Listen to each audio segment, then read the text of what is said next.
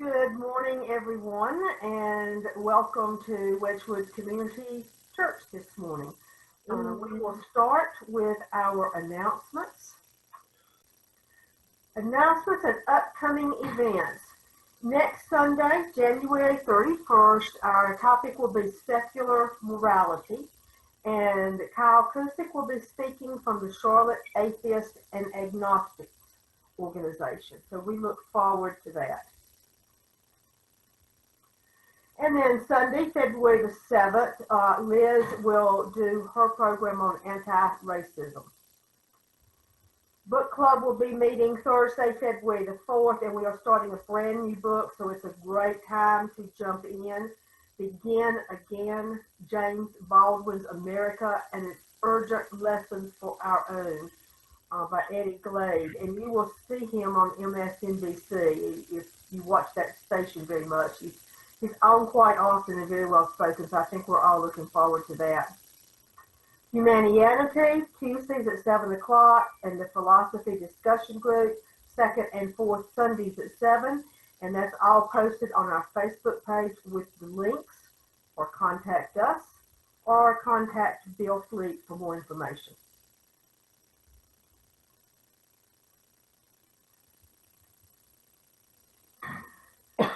Two upcoming events from the Mecklenburg Interfaith Network that we are now members of.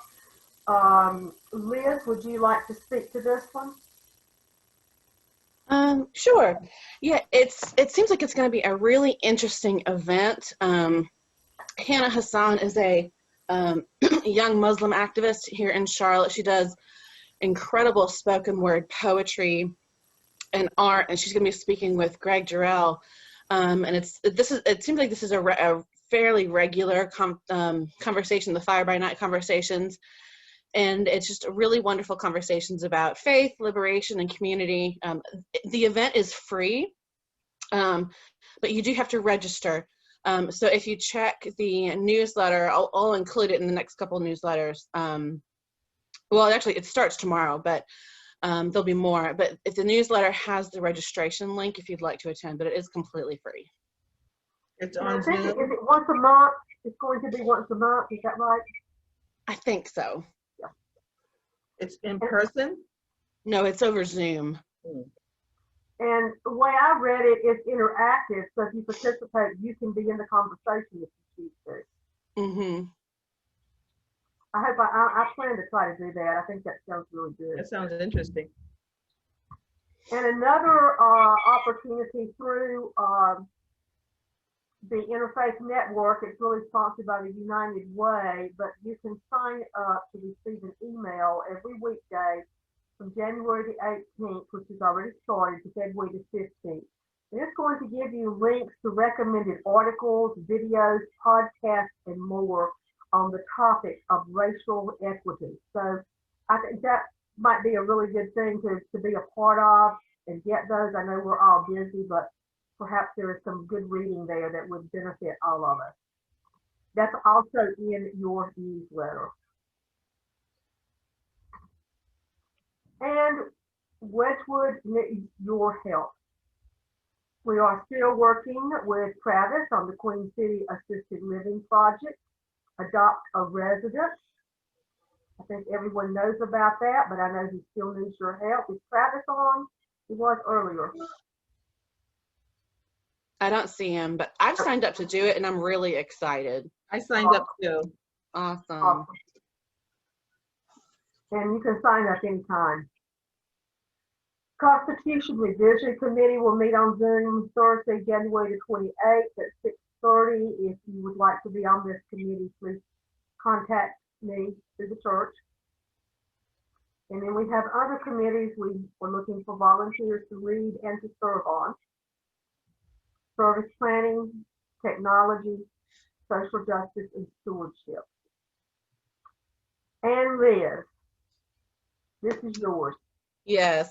So before I talk about the the roles, I will say for those who want to participate in the Social Justice Committee, be on the lookout for an email in the next few days So we can go ahead and get that scheduled, because I want to make sure that we're doing it at a time that works for everybody instead of me just picking a time. Because for the Constitution Committee, like, Melba was really awesome about checking with, does this work for everybody? So I want to make sure that the date and time works for everybody for the Social Justice Committee. So check your emails over the next couple days, and be on lookout for that. And then also, please, please, please, if you have not already, complete the membership roll form. Even if you've been a member for years, please fill it out again. We just want to make sure everything is up to date. So thank you so much. And the form is in the newsletter and on Facebook. And if y'all give me a couple minutes, I can put it in the chat box. All right. Church giving, we need your support. There are several ways that you can give to Wedgewood Church. One is by mailing your offering to Wedgewood Church at that address. You can give by text. That's what I usually do. And you can set it up for a regular basis. I believe Larry has set it up for a regular basis.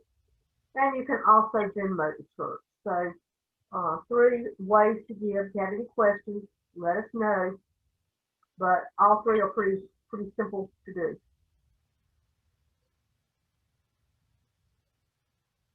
And the food pantry still needs for donations, financial as well as food. Liz, you want to speak to that?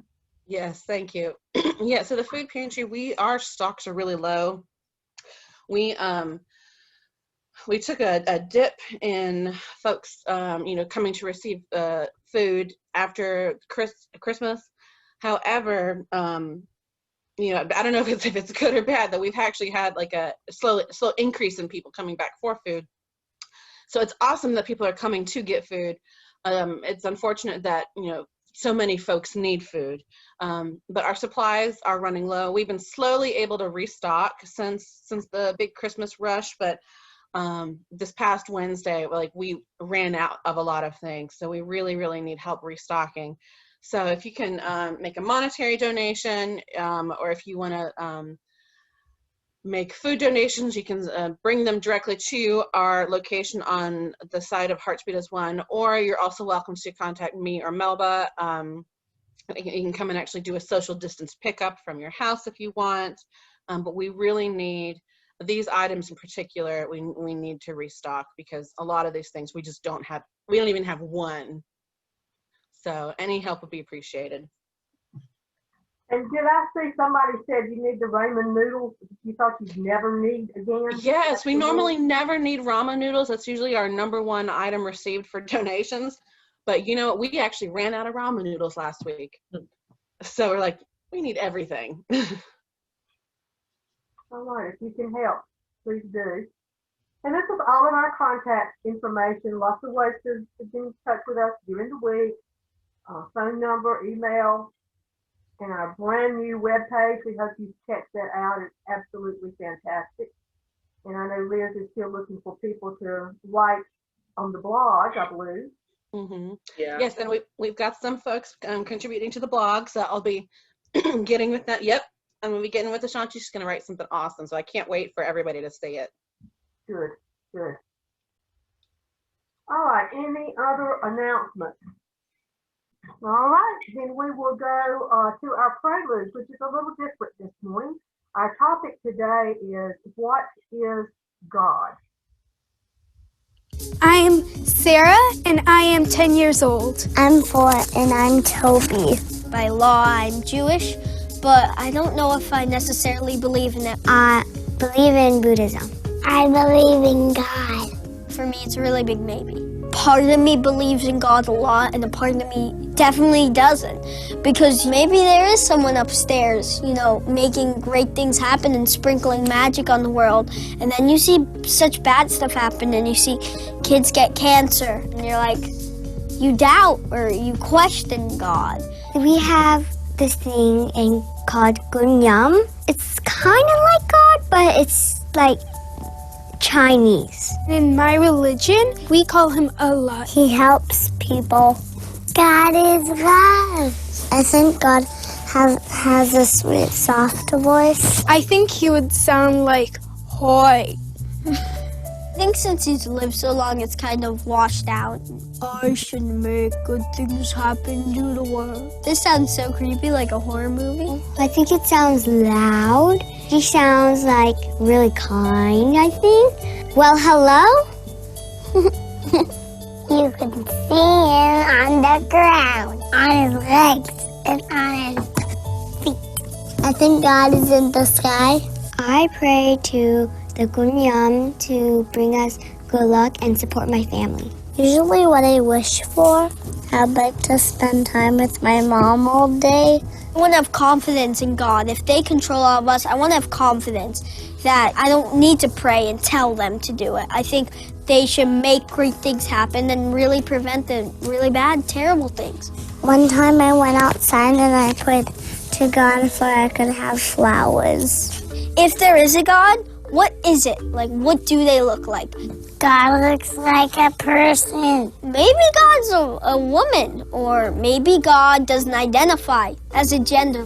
They're usually gold or white. I think God will have green eyes. Why do I always think of him wearing a hoodie?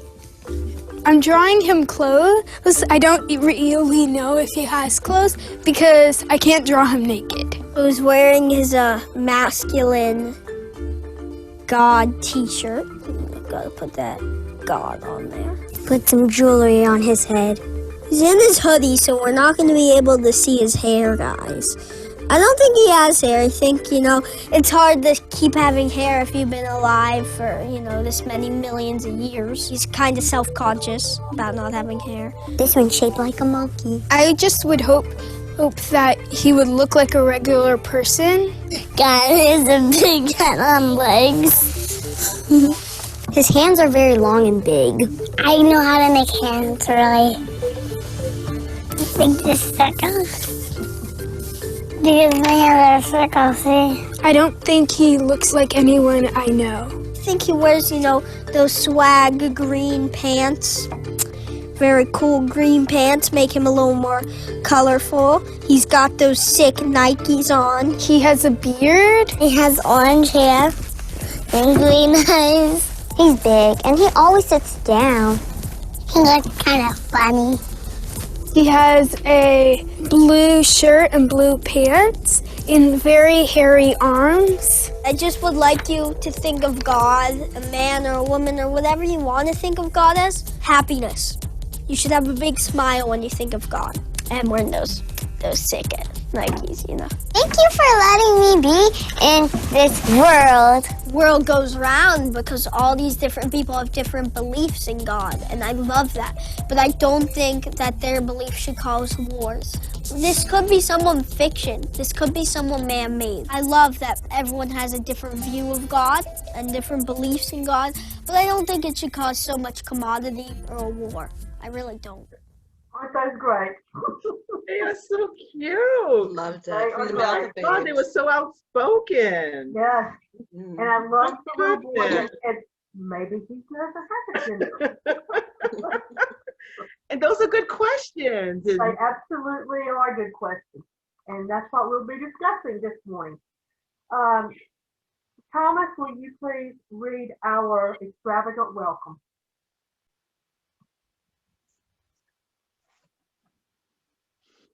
Yes.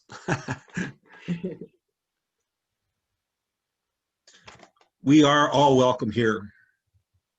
Welcome to a church that works for peace, justice, equality, and the care of Mother Earth. An extravagant welcome to you because of your gender identification, sexual orientation, ethnicity, economic situation, physical and mental challenges, doubting or believing, being depressed, or full of joy. We are a community of curious and creative spiritual seekers, striving to learn and embody the way of Jesus and other spiritual leaders. Like Jesus, we focus on the plundered and marginalized as we try to address the major issues of our day. One of the ways we seek to heal the world and ourselves is through sharing parts of our personal story. We are all welcome here. Amen. Amen. All right, we go to a time now of prayer and meditation requests. I don't have an update on Mimi this week, but I will reach out to her again this week. I think we have several people who are getting vaccines this morning, so that's a good reason not to be here today. But I am not aware of any other of our congregation that are ill or sick. Do you have any requests or thoughts this morning? I do. So I've been keeping myself on mute most of the time because I've got a little cough. It's not COVID, it's just really bad allergies. Although in this day and age, it's like, who knows? So prayers for that I feel better, but then also I'd like to lift up my family. They've been going through a really hard time the past year and a half. In the past week and a half, some decisions have been made that are really hard. So if you could just lift up my family, that would be wonderful. You know, I have a request that may seem a little bit different, but I'm thinking of some of my family members and people I know during this time politically, who have been lied to, made to believe things that are just totally untrue, that are completely false, and are having a hard time or a difficult time finding their way back to reality, I think. And I have a couple in my family, and probably we all do, just to lift them up, that somehow they can be touched and in some way by someone or by something, that they can see what's really happening in this country, the reality of it all. I don't know any other way to explain it, but I think you know what I'm talking about, and maybe somebody else has that same situation in their family or among their friends and acquaintances. Have the veil lifted from their eyes. Exactly. That's a good way to put it, Thomas. Because Lord knows we've all tried. I just ask that you lift up my daughter and my granddaughter in prayer, that they continue to be safe and away from the COVID and not getting sick. Naj had her infusion 2 days ago. Yeah, 2 days ago. So it's so after you get an infusion, your body's sort of like tired and sort of like trying to recuperate after what it's been through. So that's a couple of slow days after that, just to keep them safe. They're doing good, but you know, continue to do well. All right. It's got to put a dent in your immune system. Yes. And it's sort of I think the medication is sort of like getting chemo in some form or fashion, you know. So it's when you do chemo, it sort of takes away a lot of the good cells, and so that's what makes you so tired. So all is still well, though. All is still well. Good. Thankful. Any others? All right, let's go to a quiet time of prayer or meditation or self-reflection, or just to relax your shoulders and take some good deep breaths, however you choose to use the quiet time.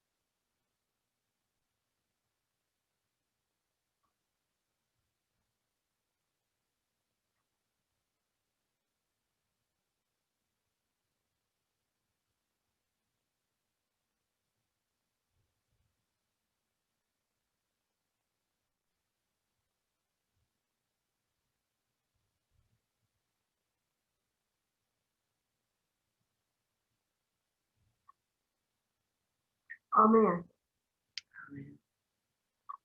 All right, our topic is this morning, what is God? And we have a short video, about less than 20 minutes, and then we will talk on the other side. So take note of what strikes you in this video, different people sharing their beliefs about God, and maybe things beyond this that are your beliefs. But let's have an interesting conversation on the other side.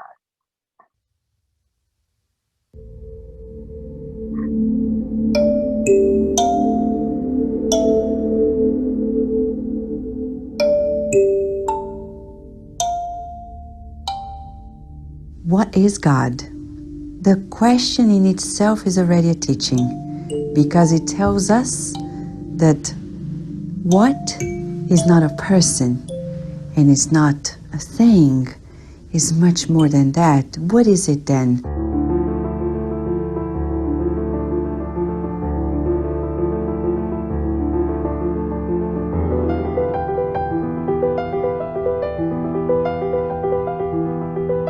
If we want to, we will find so many positive answers for this question that we will never think about any negative one. We have a lot of names for God, a lot of different names, but the most central name is the name in Hebrew with the 4 letters Yud, He, Vav, He. God's primary name in Hebrew is a verb that comes from this root, to be, and it's the causative, Yahweh, which means in Hebrew, you are the one who causes it to exist. You are the creator. So God's very name, God's most important name in Judaism. The whole universe is Godding. God is a verb rather than a noun. God is not a thing in a world of other things. God is the essential being, the essential presence, without whom nothing else could be. Buddhism is a non-theistic religion. We do not disbelieve in God and we do not believe in God, because both would be belief systems. If you ask me as a person, I would say God is life on earth. Everything on earth is life, and everything on earth I would consider God. The Buddha is not a god, but a symbol of wisdom and compassion. The Vedic tradition gives a number of definitions of God. One of them, in a book called Brahma Samhita, it says, Ishvara Parama Krishna. He's the supreme controller of everything. He's also the origin of everything, and he has no origin. So this is one definition. Another book called Bhagavat Purana, it says, Janmadhyasya Yataha. God creates all that exists, and also he maintains everything, and then he destroys everything in a cycle. So the concept of time in the Vedic scriptures is a circular or cyclic. It's a cycle of creation, maintenance, and destruction. And God creates everything, then he maintains for some time and destroys in the end. Everything that exists has a cause. And in Spiritism, we're really big on cause and consequence. So if we remount back to different causes, we'll see that there will be an infinite chain of causes all the way to the beginning, to this first cause. And we believe that God is it. Is that initial impulse. So everything in the cosmos, in the universe, on this earth, every aspect of creation, every molecule, every human being was created by this one God. The main teaching of the Islamic faith is that God exists. He is the sole creator of all that is. He is all-powerful, all-knowing. He is merciful and loving. And he is personally involved in each of our lives. And we, creatures, even if we don't believe in God, all of us, without exception, we have strong spiritual connection to him, very strong spiritual ties to him.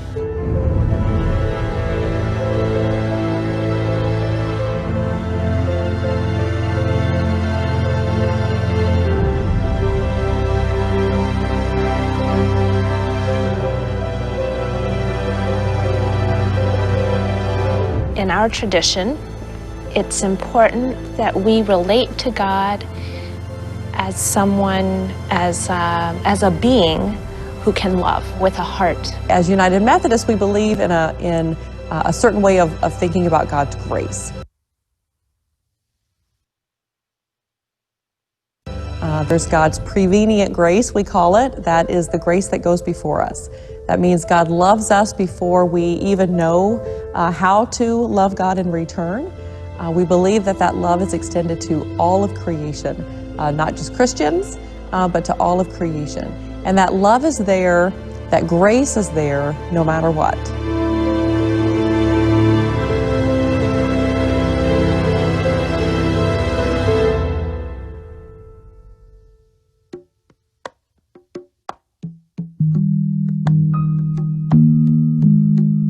Is there anything beyond us? What is that thing that is beyond us? That's an essential question from the beginning. How do we answer to that question? I think that there is God. I think that God is a part of who we are. And not just at the beginning, but who we are today. In the beginning, when there was nothing, it was I, myself, who existed. Whatever you see before you, in the form of this universe, is still I, God. And what will remain in the end, when everything becomes destroyed, it will be also I who will remain. So God, in that sense, is the source of everything. At the beginning, my people thought that God was out there and we are here. But as time progressed and human consciousness evolved, we are now able to understand that this whole thing is God. There's nothing that's not God. So I think we're in the process of rethinking what we mean by the word creator because of what we're learning about creation. So for example, one of the primary images for God in recent centuries is that God is like a machine operator or engineer or designer. The first image was a watchmaker, that God sets up the universe like a clock and sets up all the gears and winds it up, and now the clock is running. But of course, no one would ever think of that image of God until clocks were invented in the 17th century. So our images for God change, and our concepts of God change.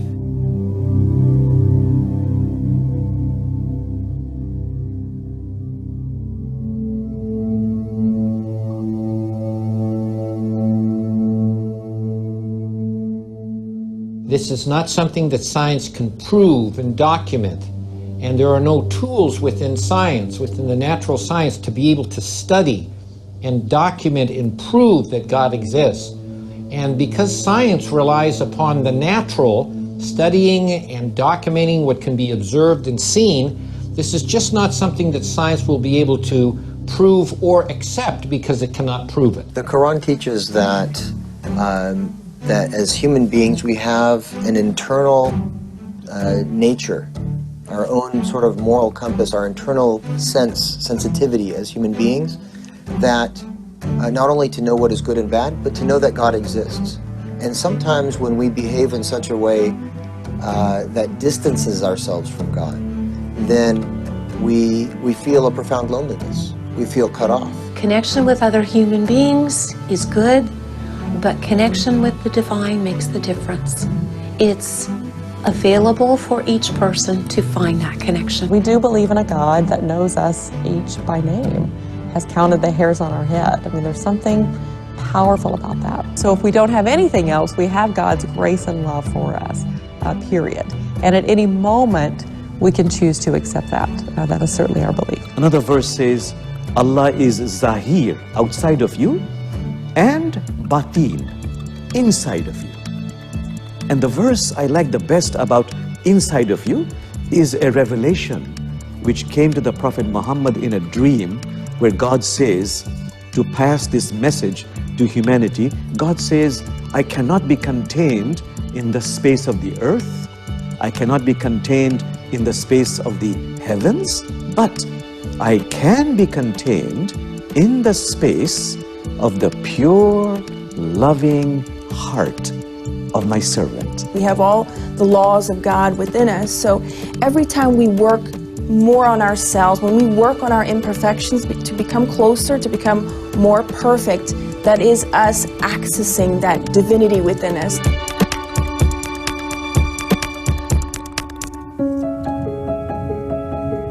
Allah, God, it could be male or female. There is no, you cannot identify with anybody or anything. And the names, the 99 names, are like attributes, like the most merciful, the most kind, the guide.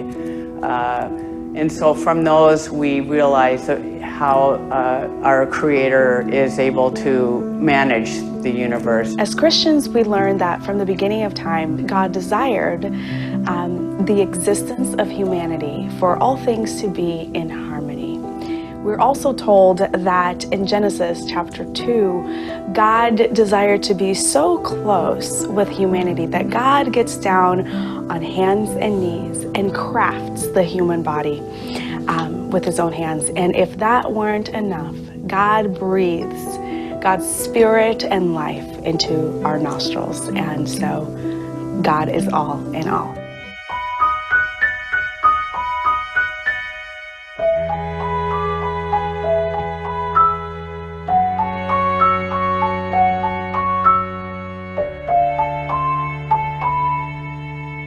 If you believe in God and God is so wonderful, how come bad things happen to good people? This is a question we get asked all the time. And we have no answer. Why do bad things happen to good people? That's a great mystery. In our Christian experience and in our Catholic experience, when we suffer, when we experience pain, that's part of the mystery of who we are. As God is mystery, we are also mystery. The unexpected, the suffering is there, is always there. There are no easy answers, but there is a certainty. When we suffer, God is with us. The love of God extends universally through every person. If God could have done it any other way, God would have done it another way. But when one enters this level of reality, in this level of reality, every light casts a shadow. On this level of reality, you can't have up without a down. You can't have sweet without a bitter. You can't have easy without a difficult. Any universe we imagine that has no challenge, no danger, no possibility of suffering, is a universe where nothing happens. You can look at life as hell, suffering, or you can look at life as heaven, beautiful and wonderful. Life is beautiful and wonderful because we are alive. God doesn't solve my problems, but God gives me the strength, the courage, and the intelligence to solve my problems. God is an educator. As an educator, he does not punish anyone. He educates. Person who has no beliefs in God and they get sick or they suffer or their loved one dies, where is their hope? The science would just say that people are gone. You disappear when you die forever. But religion says it's not the end. It is not the end. That there's something more, much more, that comes after this life. The concept of divine justice, which I think is really tangled here, can only really be explained through many lives, through reincarnation, through many existences. And so by cause and consequence, we see that people evolve in different ways and therefore also reap the consequences of their previous acts. The hell we experience is of our own making, and the heaven we experience is also of our own making. We create heaven when we open to and express the love that is the essence of our being. We open to express and experience hell when we get caught in the confines, the entrapments, the slavery of hate, demonizing the other, separation from ourselves and others. God could be a kind of puppeteer, that God could pull our strings, and God could make us do what God wants us to do. But we believe that God appreciates the importance of the freedom that comes with free will.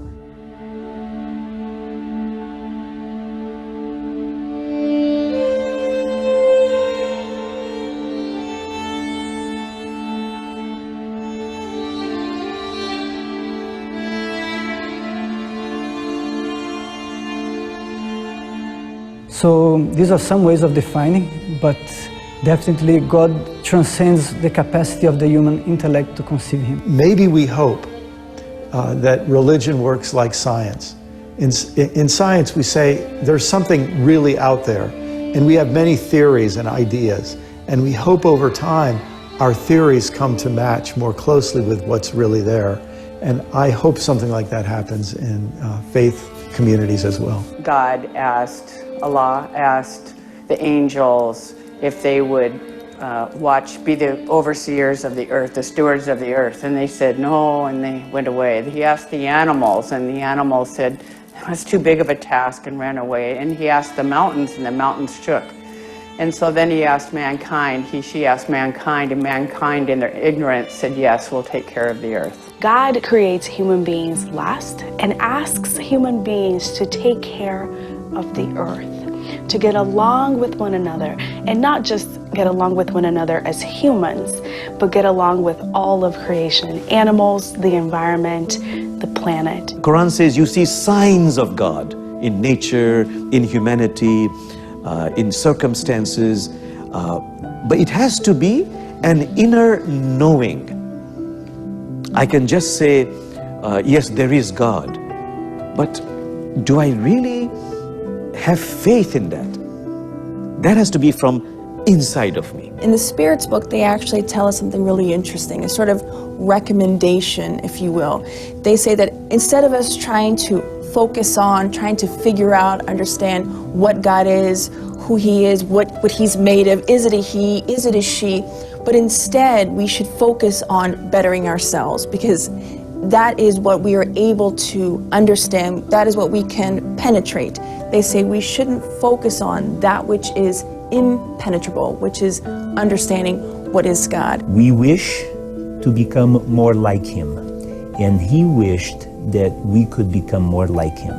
In order for that to happen, we needed to have this earthly experience in order to be proven if we would do the things that God expected of us, in order for us to receive a body of flesh and bones, in order for us to live by faith. Our hope is, as people, to recognize God's existence, to appreciate His blessings that He has given to each of us, and to try and become better people in this limited time that we have here on earth. But to really connect with that, I have to move what Islamic teachers say from a knowledge of the tongue to a knowledge of the heart.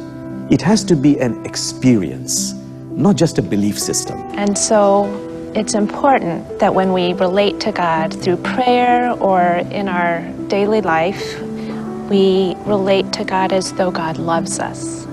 And not just us, but loves everyone, because that informs how we treat other people. We hold the hands of God. These are the lips of God. Every human being I see has the face of God. So our purpose is to awaken to the one we are. And I see that as the essential function of every authentic spiritual path and every authentic religion.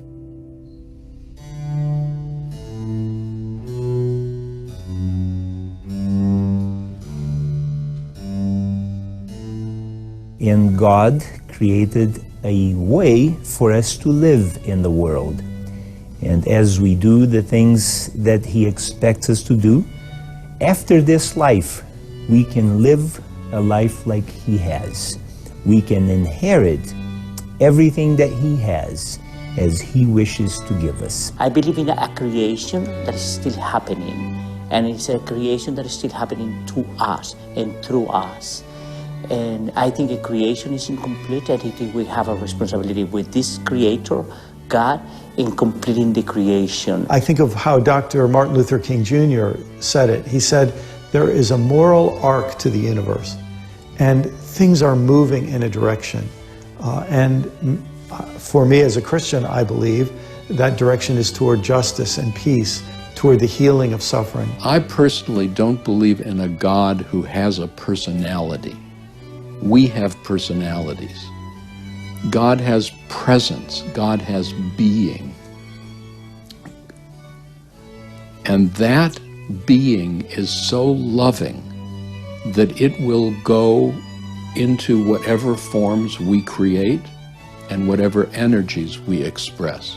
There's a tremendous responsibility put on human beings.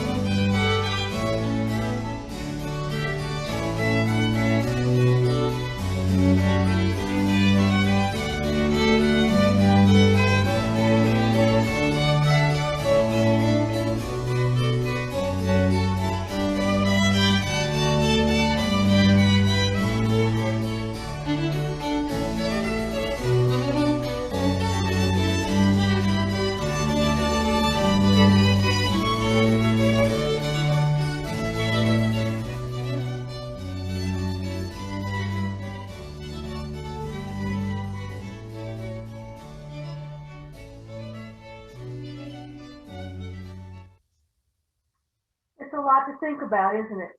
Yes. And a lot of different perspectives. And at Wedgwood, we have But they're all more or less the same. They're all have the a same. lot of different perspectives. Yep. The bottom line is the same. It's just to be loved, to see, and you see God all around. I was teaching this to Gavin the other day. He goes, "Where is God?" And I just put my hand on his chest. I said, "He's inside you, and he's love, and he's the trees, and he's the sky, and he's that bird, and he's the sunset, and he's the ocean, and all of that. He's the hummingbird that comes to visit me every now and then, and we startle each other. I mean, it's all of that. It's all of that." And all of that essence is inside of us if we're still to find it. Some people may have hurt and chaos and anger and all of that inside, but sort of like muddles all of God's love that's inside of them. They can't find it, sort of muddled. So yeah, it's beautiful. I feel it's that voice that's inside of me. Yes. When I make decisions. Yes. When before any action I take, it's that voice. And I like what one person said because it's pretty much my belief. I guess Christian based but leaning agnostic because I don't dwell on it. I don't see it as important to explain or understand and have it written down and this is exactly what God is.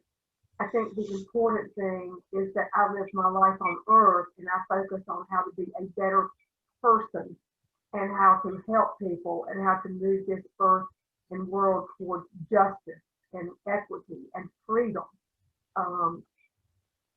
So my Christian leanings bring me towards agnostic. I just don't spend time thinking about it because if it turns out that there is no God, I wouldn't have lived my life any different.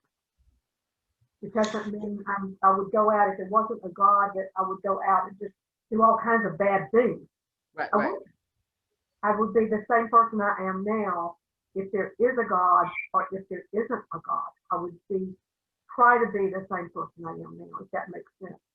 Yes, it does. I have been touched personally by God. When I was growing up, I got straightened out.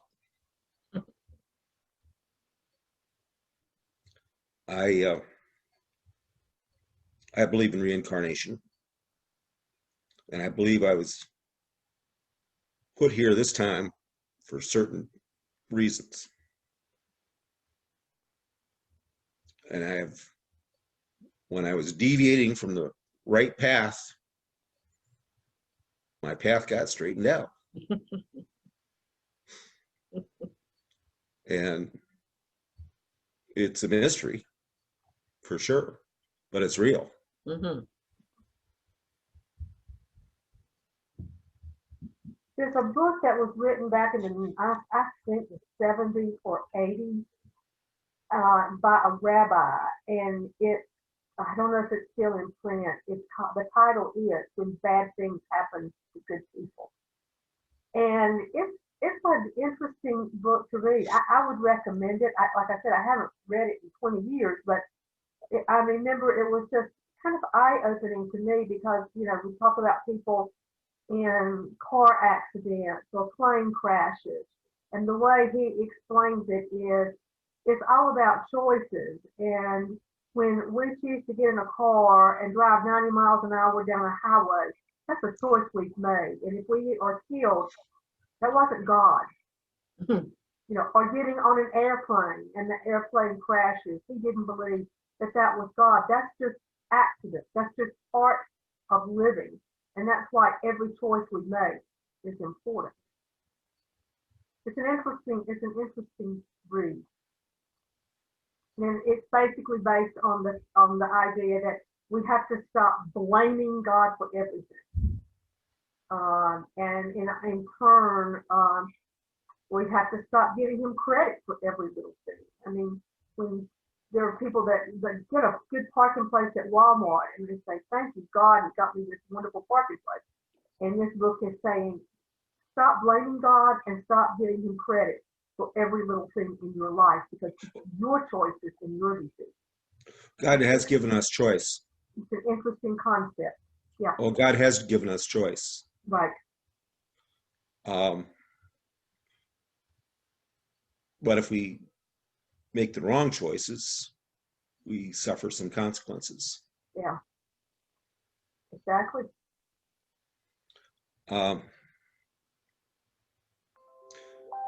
As a young man, I was all kinds of helpers. I was a carpenter's helper, mason's helper, a welder's helper. As a carpenter's helper, I learned how to use a jackhammer, break up a concrete floor and remove it. That was fun. As a welder's helper, we were putting in the gangplanks at the top of a Olympic-sized swimming pool that was being built. And the gangplanks are where the people go to change lights, for example, and stuff like that. Well, my welder buddy was welding L-beams to the underside of the main girders, and I was helping move 2x10s over them so that we had a 2x10 that went across 3 L-beams.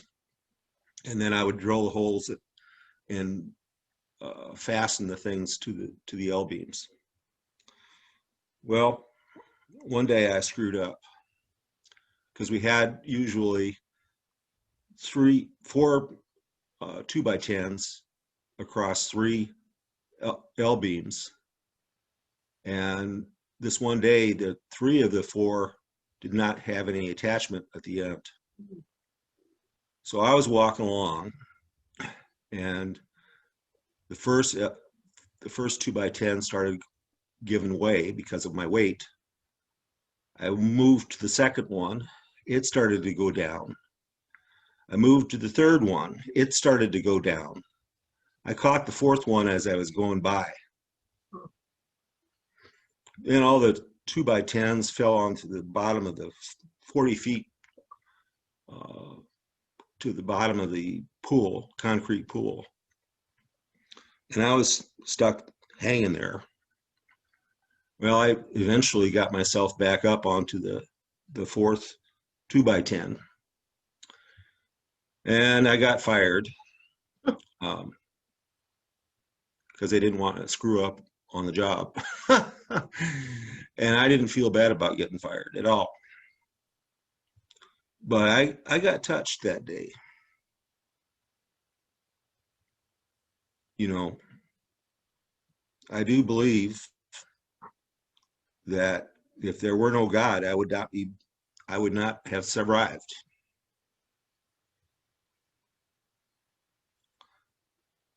And I wasn't intended, my purpose was not to be a welder's helper. I found other purposes. You found another career. Thanks for Right. sharing that, Thomas. Any other thoughts or comments from anybody? For me, I really like, I think it was actually one of the children that was saying it in the first video about how God is essentially like above gender. I've really connected with that. Like there's always something that makes me kind of bristle a little bit when people say he when referring to God, because I feel like God is so much bigger than gender and religion and how human beings try to put things in boxes. I don't think God can be put in a box. But for me, as far as me and my relationship with God, to me, God is all about patience. And God has told me to trust the path that I am on. And knowing very clearly, kind of just, Thomas, what you're saying, like when you know that you're not on the right path, you know it loud and clear. And you know, and it's the path that you're meant to be on feels like a more natural thing. And that's, God has taught me that patience, because sometimes it can be really frustrating being on the path that you know is right, because you're like, okay, I need something to happen. But not everything can happen all the time. Sometimes you have to, sometimes there's, you know, the hills and valleys, and there's a purpose to the hill and there's a purpose to the valley, but that doesn't mean you're not on the right path. And so to me, that's what God is, and the lessons that I take from God. I grew up in a very Christian tradition. I don't identify as a Christian anymore, but I still feel a deep connection to God as far as like the creator of the world, a God being in everything. Beautiful. I agree to a lot of different ways of where God is, and I resonated with several of those speakers on what they were saying. I resonate with the reincarnation. I resonate with God being everywhere and everything. You know, I resonate with all of that, and I believe that we're on this journey. Everyone has their particular journey that they're on for whatever reason that is, and on that journey, you're supposed to learn a lesson. And I believe in reincarnation too. So if you come to this earth and you in this body and you're on this journey, whatever your journey is, and you don't do so well on your journey, or you go off the path, or you didn't get the lesson, then you're gonna die and come back again and try to get the lesson corrected again. But you may come back maybe on the opposite side of what you were on, you know. I believe that. I believe we are put in a position on life, on earth, in this dimension, we could say, to do a particular thing, to go a particular path. And sometimes you don't know what that path is until you're like 45 years old, and it's sprung upon you, just like, oh, I realize what I'm supposed to be doing. Oh, okay, I get it now, you know, and it just resonates even more. And that's where I am sort of right now. Like I'm almost 60. I'm like, oh, I get it. Gee whiz, hello, took you forever to get it, you know, but I got it. I get what I'm supposed to do and what this journey is all about. And I think that I'm more calm now. I don't have to stress so much because I'm on this journey, and just let it be. Just do right, do good, be right, do what you know you're supposed to do, because you already know what you're supposed to do because God is already inside. You already know. I think that's what the conscience is. That's part of God talking to you. You know, hey, you're not supposed, you know, you're not supposed to do that, right? I know. Sometimes you listen, sometimes you don't. Shut up, you know, because you want to do what you want to do. But I believe that we all have this journey, and just let it flow. Just do you. Just let it flow. Then sounds like a George Harrison song. That's it. George Harrison knew what he was talking about. Let it be. He did. Let it be. Let it be. Yes. John Lennon. Yes. John Lennon. Yeah. Yes. I love his quotes. And it's sort of like Gandhi is sort of like just a simple type thing, you know, just be. I mean, and it's not that easy to do. I'm not saying to just say be and it's, oh, I'm all right. You know, I'm not saying that. You know, we do struggle, and we do have it, you get anxious. And I mean, like this whole summer, I was very anxious. Like I felt an anxious energy around me, you know. It's just, so I'm not saying that it's really easy, but we are on a journey, and everyone has a specific journey, and you know, we got to do what we got to do, whether we like it or not. Sometimes just let it flow. Bill, did you have anything you wanted to say or add?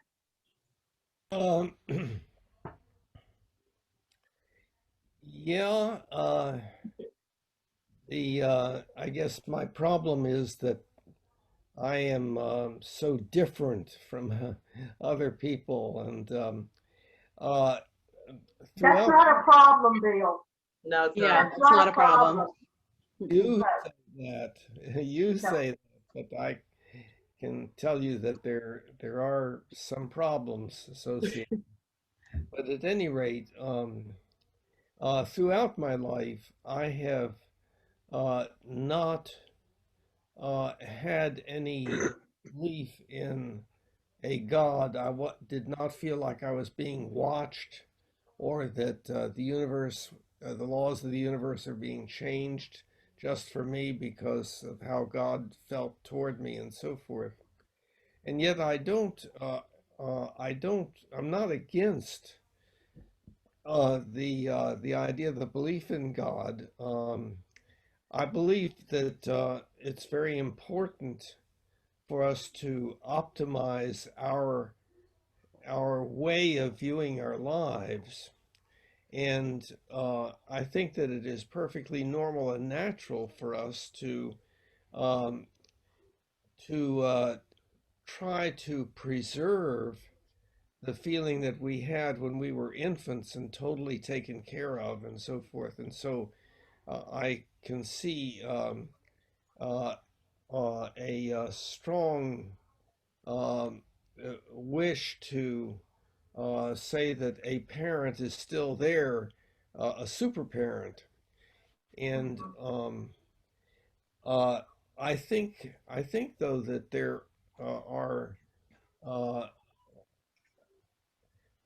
are good things about that some beliefs about God are good and some are bad, and by that I mean whether they cause suffering or not.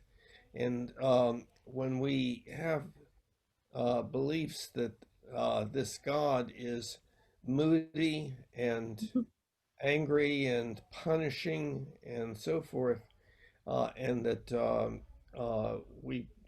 if we make a mistake, then we can be tortured forever. I think that that is not a good belief in God. On the other hand, I think that we have heard a number of beliefs in God that God is quote all loving and so forth. And I think one of the things that we humans have to deal with are the natural tendencies built into us that make us do stuff that really causes a lot of tragedy. Our tendency to fight, to struggle for dominance, our tribalism that produces racism and stuff like that. All of those things, and to the extent that we can see our God as being a loving parent who is beyond all of that and so forth, it helps us to be beyond all of that and to help us to move away from these tendencies within ourselves that cause so much difficulty. So at any rate, it is an interesting topic, but again, I feel like I'm sort of out of place as far as such views are concerned. Anyway, that's it. You're in the right place because none of us fit in anywhere. That's why we're at Wedgwood, is because we're looking for different unique perspectives and beliefs, and that we can all have different beliefs and still have common ground. So, you're a perfect Wedgwoodian. Bill, I really resonated with what you were saying, especially about like the idea of like a punishments and things like that. I think that's I think that religion for so long has been a tool of abuse. And I don't think that's what it should be. And I think we have to evolve beyond that. And I think you brought up some excellent points. But yeah, just what Melba said, like, this is what Wedgwood is about, because I can't think of a single other place, and I had visited a lot of places before Wedgwood, where I felt like the wholeness of what I believe and don't believe was fully embraced, because I felt like every other place tried to put me in a mold of what they wanted their members to be. And that's just not who I am, and that's not what I believe, and that's not how I identify with my spirituality. And so I hope other people feel that way too, because this is why Wedgwood is so important to me. I like the idea that we do look at God and in different angles, you know, because I'm not just set on one way either. I didn't grow up with any religion in the house, but in my mind and in my soul, I knew there was something more than me, something bigger than me. I knew that as a little person, you know. So I like to look at things in all different angles, in all different spiritual ways. Yeah, like when Scott McKinney teaches sometimes, I like his angles too. You know, I can resonate with that too. You know, there's different ways. I resonate with a lot of different angles. It's not just one way, and I like that. I like that. That's what I love about Wedgwood. I like and that. I think next Sunday will be very interesting as well when we talk about secular morality. Shanti has a song for us, and then we'll have our benediction. Thank you, everyone, for being here today. Thank you. I think the song resonates with what we were talking about. Let's see.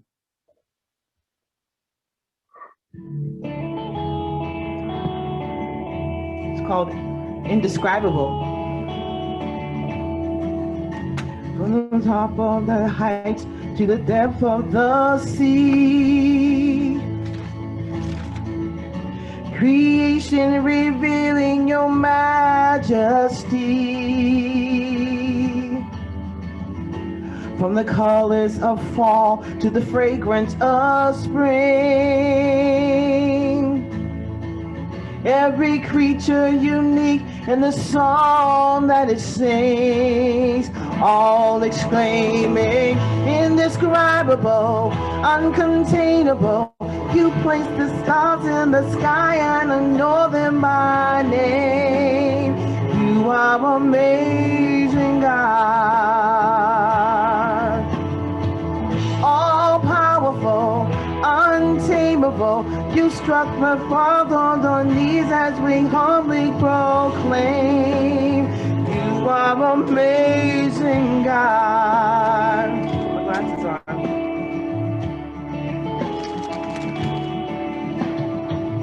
Who has told every lightning bolt where it should go? Or seen heavenly storehouses laden with snow? Who'd imagine the sun and give source its light,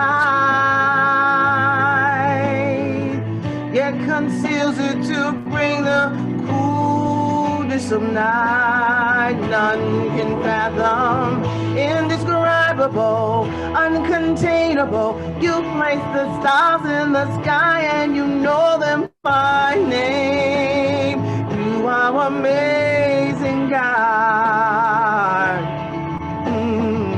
All powerful, untamable. Awestruck, we fall to our knees as we humbly proclaim. You are amazing, God. You are amazing. You are amazing, God.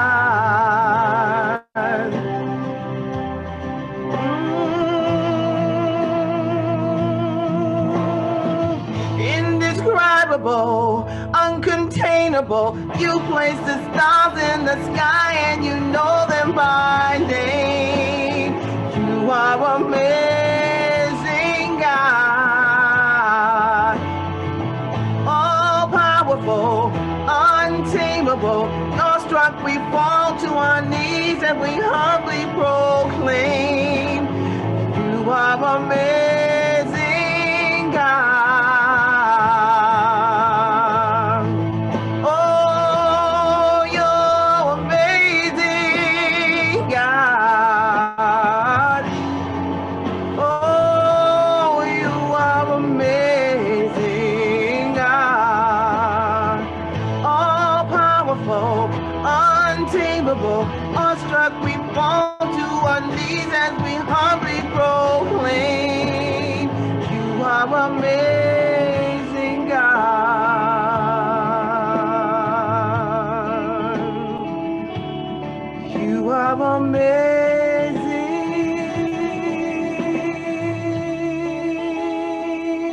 amazing, God. Beautiful. Thank you, Ashanti. You're Let's have welcome. our benediction.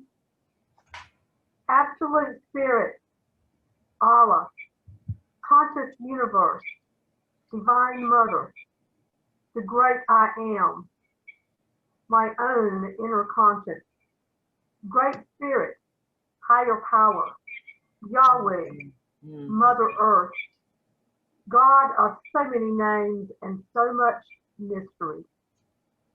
Persist in guiding us as we gather here this day, coming from so many different corners and so many different beliefs. Help us to link heart to heart in the stillness and calm of this quiet moment. And as we leave this place, help us to hear your voice in the wind. Help us to see you in every red and purple sunset. Help us to learn a lesson in every rock and leaf.